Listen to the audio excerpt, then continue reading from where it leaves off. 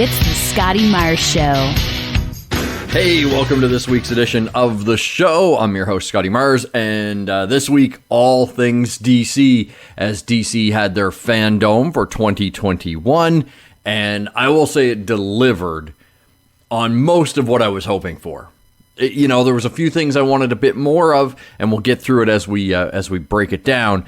But overall, another successful DC Fandome. I think they need to keep doing this. It's great. There was a lot of filler, don't get me wrong. It could have been a shorter event, but we will get into what they did tell us about and a little bit of what they didn't.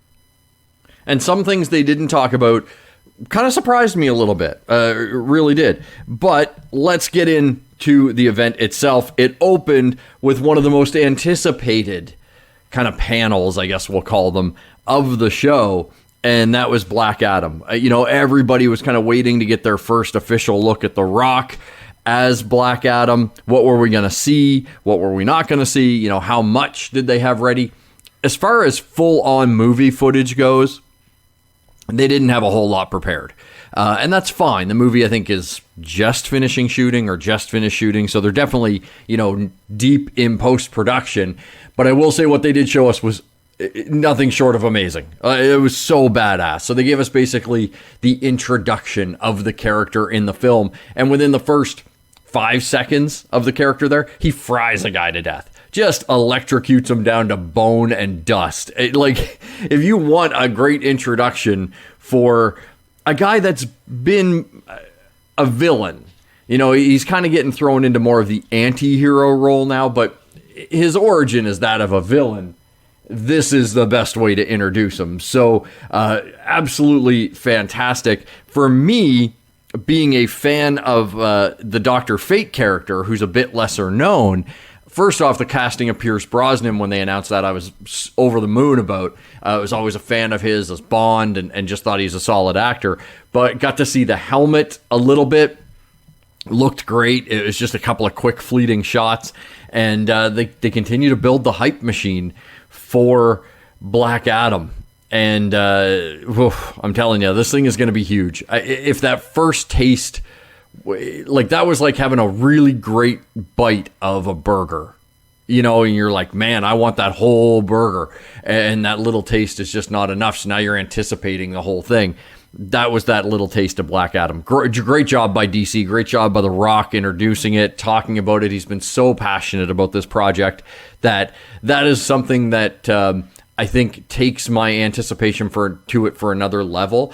I'm always excited when, even if they're faking it, but when the actors seem genuinely connected to the character they're playing, I feel like there's an extra layer of care being put into the film. So Black Adam, absolutely great way to start Fandome and a great way to start I don't want to even say start the hype machine, but really continue the hype machine for that movie. Jump ahead to The Flash, which was another one of the most highly anticipated panels for DC Fandome.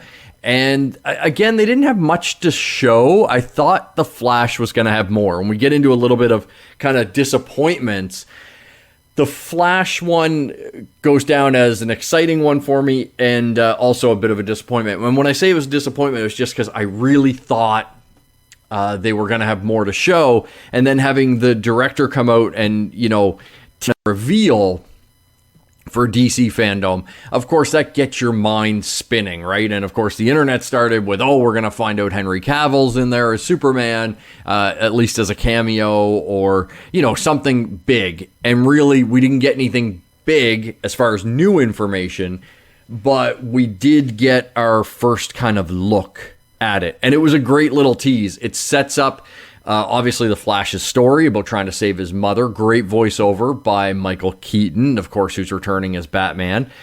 I had chills when you just saw the back of his cowl in the trailer. I honestly, like, goosebumps for me as a huge Batman fan, especially when it comes to Batman movies. That 1989 Batman movie for me is probably one of the more important films ever made. And so to just the back of his cowl and just to see that was amazing. And then the big thing that we got out of the footage from The Flash was a look at the new suit. And I gotta say, new suit looks sleek. Like, it looks like Flash. And they're doing a little bit of... I hate to compare it to this because this movie was not very well received. So it's kind of a bad comparison. But if you remember the Green Lantern film, which some people try to forget, but if you remember the Green Lantern film, how kind of the energy was pulsating through the suit, it seems like in one of these clips when he stops running, there's kind of these lines of yellow that are bright, and it seemed like as he started to walk, they dimmed. So it's almost like these lines are helping focus the Speed Force almost, which looked really cool in practicality in the film, and I'm excited to see this suit in action. I've seen some people shitting on it, but I don't know why you would shit on this. It is a badass looking Flash suit. Super excited for the Flash.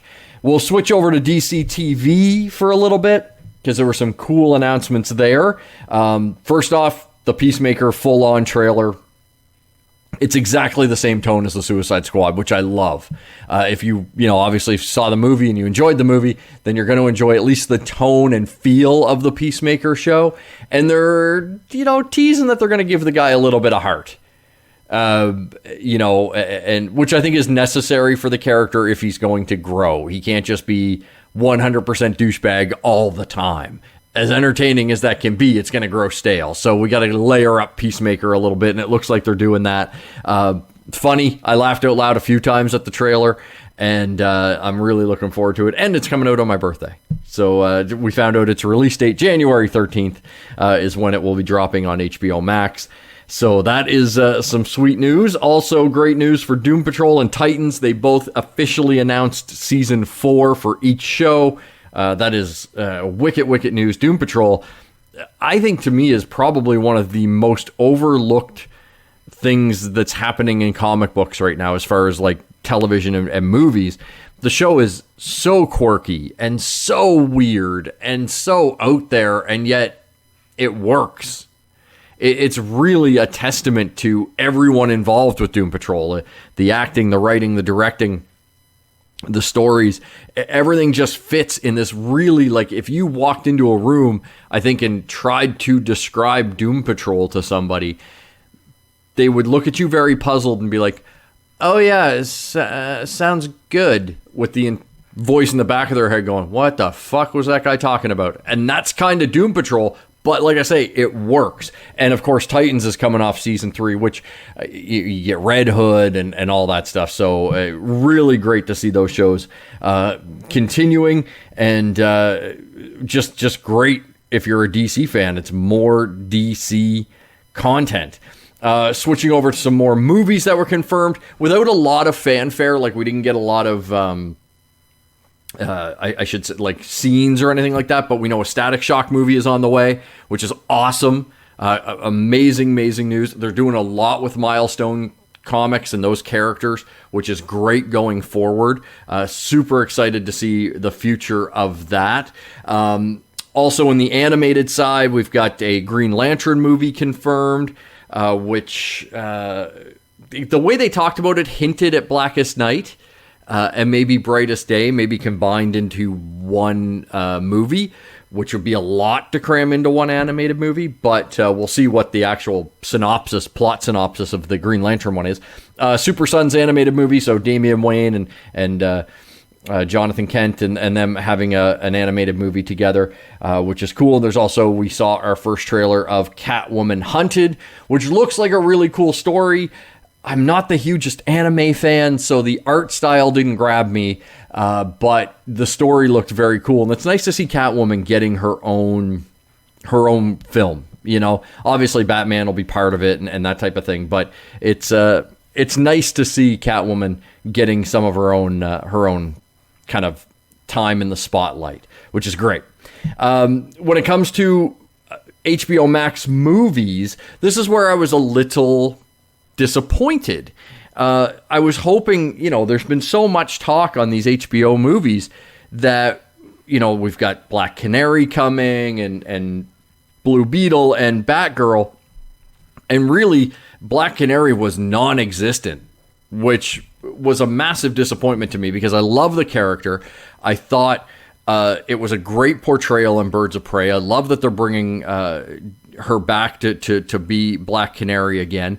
So it would have been nice to acknowledge that, I think, at DC Fandome. But they chose not to. Fine.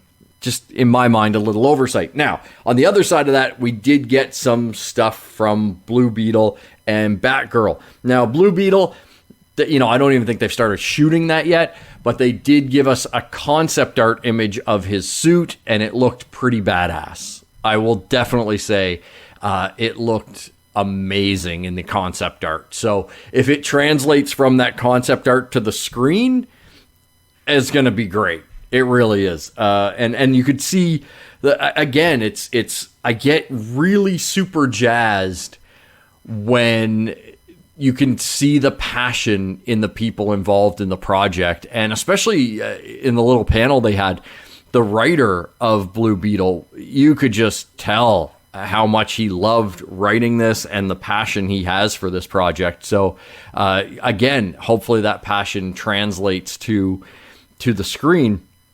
And then on the other side, on the Batgirl panel, again, more passion. They talked about her discovering being Batgirl, so it's definitely an origin story. The directors have come out and said the quote, real Batman will show up in Batgirl, which is interesting, right? Because who is that gonna be? Because right now, as it stands today, there's 3 Batmen. Right? We've got Pattinson's Batman, Keaton's back, and Affleck's back. So by saying the real Batman is going to show up, I think they're being a little tongue-in-cheek, but that's the type of statement that people are just going to roll with. So if it is Keaton, does that, in some casual fans' eyes that maybe just see that head, because that's the type of statement that's going to get a headline, right? In like a newspaper or something like that, and people are just going to read the headline. They're not going to read the article. And is that the type of thing, like, let's say it's Keaton, does that, in a casual fan's mind, damper Pattinson's Batman? Or if Affleck does more stuff, does it, dangerous statement there, but we'll see how that all plays out. They also confirmed, which was a huge question just in fandom, and it's a question that honestly doesn't matter, but because we're so in love with the source material, they asked if she was going to be a redhead, and they said yes. So they confirmed she's going to be a redhead. They also confirmed she'll have a cowl. It's not just going to be the version of Batgirl that just wore like kind of a domino mask or anything like that with a couple of bat ears. It's going to be a full-on cape and cowl. So that's very cool. So we got an idea of at least what the character might look like a little bit. But again, they haven't even started shooting this thing yet. So they had 0 footage to show. We have to wait. But still, a little disappointed. No Black Canary there. We got a little behind-the-scenes featurette on Aquaman and the Lost Kingdom. Looks like they're having fun shooting the movie. It really didn't tell us much about the movie. It was kind of one I debated on not even really mentioning it, but because it was there, sure. But really, it didn't do anything. It was just like, yeah, we're making the movie. No shit. We know you're making the movie. We got another look at the blue Aquaman suit. The stealth suit looks cool. Black Manta looks cool. Looks upgraded a little bit. But that's about it. That's about really all you got out of that behind-the-scenes footage. Obviously, Ocean Master's back. It looks like he's working with Aquaman in this one. So that's kind of akin to their relationship in the comics. Sometimes they are brothers. Sometimes they are enemies. So be curious to see more of Aquaman and the Lost Kingdom. But in fairness, they just started working on the damn thing. So that's fair.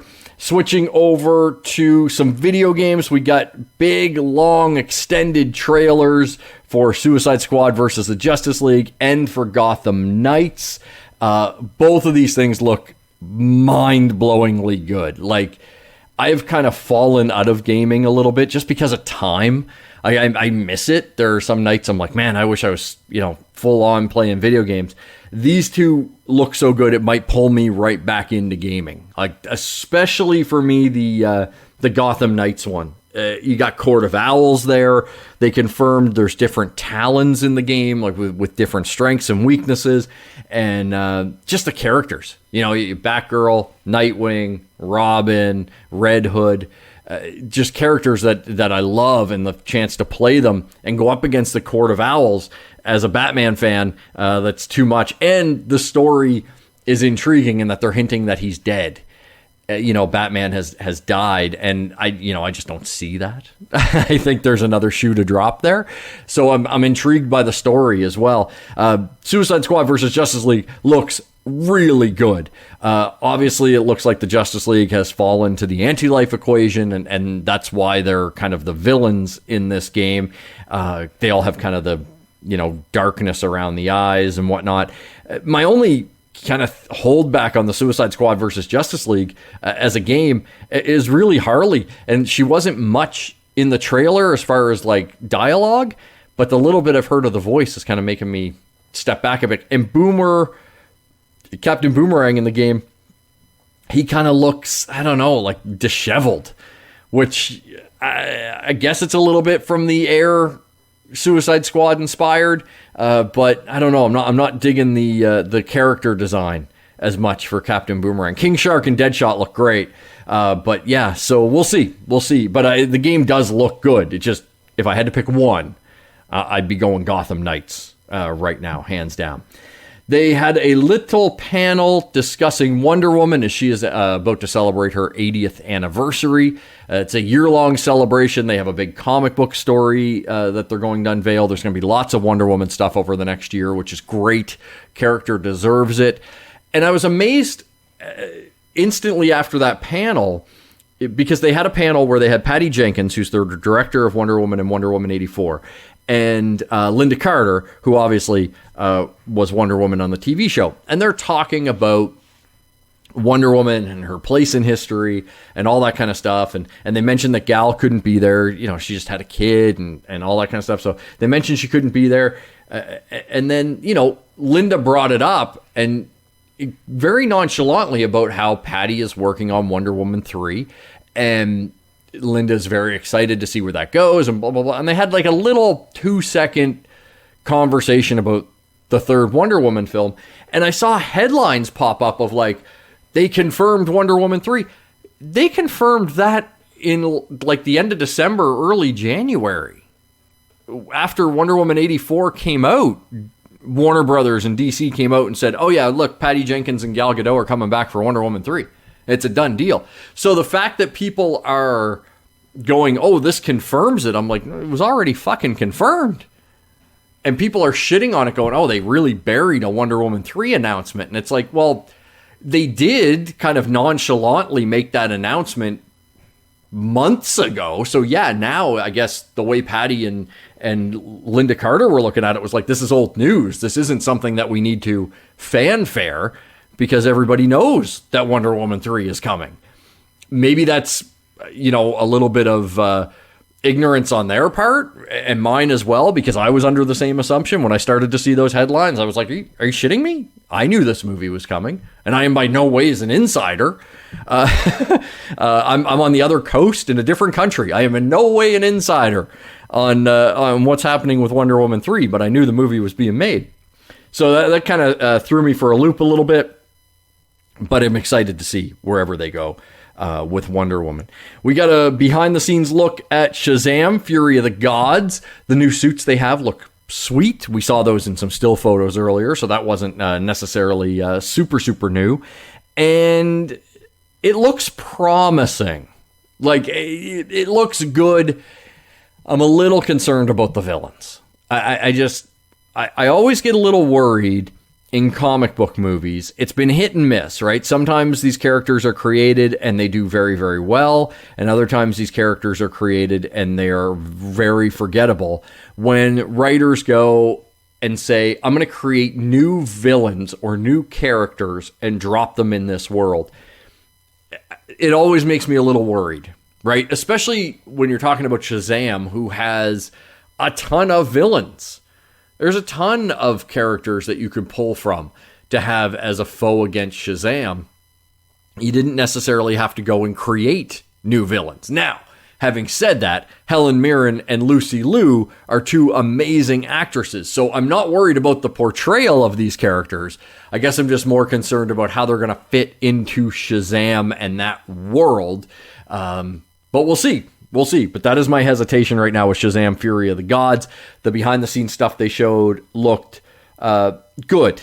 But I'm holding reservation until I see some kind of full-on trailers for Shazam. So the two biggest things to come out of DC fandom was obviously the Batman trailer, which we will get to in a second. 100% we'll get to that. The other one that I've seen that people on the internet, some people are just shitting their pants over, and let me say, I think wrongfully so, is they changed Superman's motto or mission statement or whatever you want to call it. They changed it. Back in the day, obviously it was truth, justice, and the American way. And that was, kind of his catchphrase, as it were. And the thing is that worked when Superman was first published, right? He wasn't a global phenomenon when you first started reading Superman. And I would say even for the first better part of the character's existence, he was, known in Europe or known in Asia, but no one cared, I don't think, as much as the character has grown to mean globally. The Superman story is that of obviously of a guy from another world that comes and lands on our planet. And really, the struggle of Superman has always been him, kind of finding his humanity. So the fact that they're changing the motto, especially now that people around the world love Superman, makes a ton of sense to me. And I like what they changed it to. It's truth, justice, and a better tomorrow. And I don't know how you can have fault with that. I really don't. I get it, if you're an ultra patriot of America and you're like, it's the American way. Is the American way not a better tomorrow? Is that not kind of what, it's like, the life, liberty, and the pursuit of happiness. And the pursuit of happiness is being happy is having a better tomorrow. So in my head, when I see people really pissing on this, I'm just like, take a step back and think about it for a second. I see, it's wokeness, and it's not that. It's Superman is a global character. So even if you want to make it cynical and take it from a business perspective, I don't think you're selling a lot of Truth, Justice, and American Way t-shirts in France. You might not be. Truth, Justice, and a Better Tomorrow? Yeah, you're probably going to sell a few more of those. So even if you want to break it down to the cynical side of it, as a business decision, it makes more sense. But for the character, it makes more sense. Superman's doing good in the comic books around the world. He protects planet Earth. So it makes sense for his mission statement to not be tied to one country or city or anything like that. So I like the change. I think it fits. I think it's something that you could put in a movie tomorrow, which is also probably part of the thought process on there. But, if you want a good chuckle, go read the comments on DC's, Facebook page where they posted some art with the new saying. It's worth 5 minutes of your time just to laugh. So the last thing, they waited till the end to give us the Batman trailer. The Robert Pattinson, Batman. And I got to tell you, this movie looks so good. Like, so good. It's gritty. It's dark. I know Matt Reeves, the director, has been saying all throughout the production, the writing, everything, that he is leaning heavily into kind of the film noir side of Batman, kind of the detective side of Batman. And now, I'll honestly say I didn't get a lot of that out of the trailer, outside of the tone of the film. There was a lot of action sequences in the trailer, which was great. That definitely was not an issue because the action was good. The one thing that struck me was how raw the fight choreography is in this film. we saw a little bit of it in the first trailer at last year's Fandome. And then in this one as well, you really get that sense that this Batman, because this is like year 1, year 2 of Batman in this movie. And you get the sense that this is a guy still learning his way and still dealing with a lot of rage inside. And whenever you watch any of the action sequences in this, when he's fighting somebody, you know, there's kind of that sense of Batman holding back when he's beating up a street thug, right? Because he doesn't want to kill them. He doesn't want to maim them. He just wants to put them down. And in this kind of trailer and the bit of the action I've seen, it's kind of the opposite.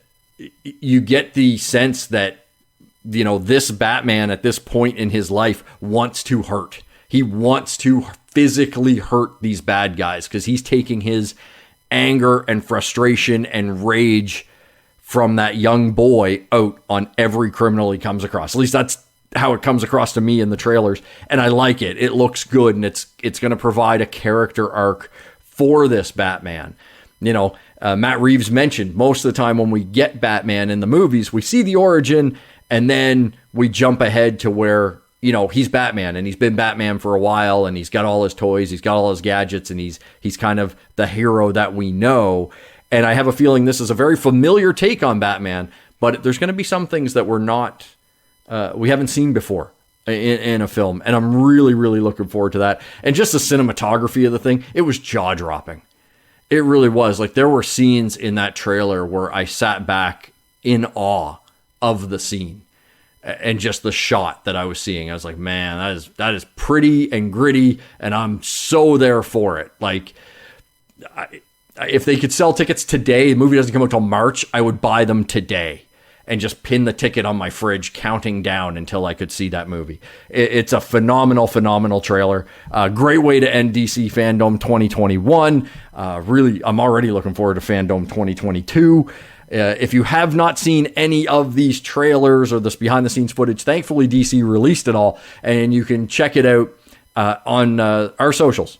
The Scotty Mars Show on Facebook. I got most of it linked up there, at Scotty Mars on Twitter. And if you had any thoughts on DC Fandome yourself, of course, share them with me. The one thing that you're going to see online is there's obviously the Restore the Snyderverse. People are upset that did not happen this year at Fandome. I don't know that we're ever going to get the Snyderverse restored, okay? But if you see that and people are crapping on Fandome because of that, I don't know what to tell them. I really don't. I wish I could help them out with that. I wish they could see the great stuff that I saw. But unfortunately, they couldn't, which is kind of sad. But yeah, if you had any thoughts on Fandome, share them with me. The Scotty Mars Show on Facebook and Instagram, at Scotty Mars on Twitter. And until we chat again, have a great week.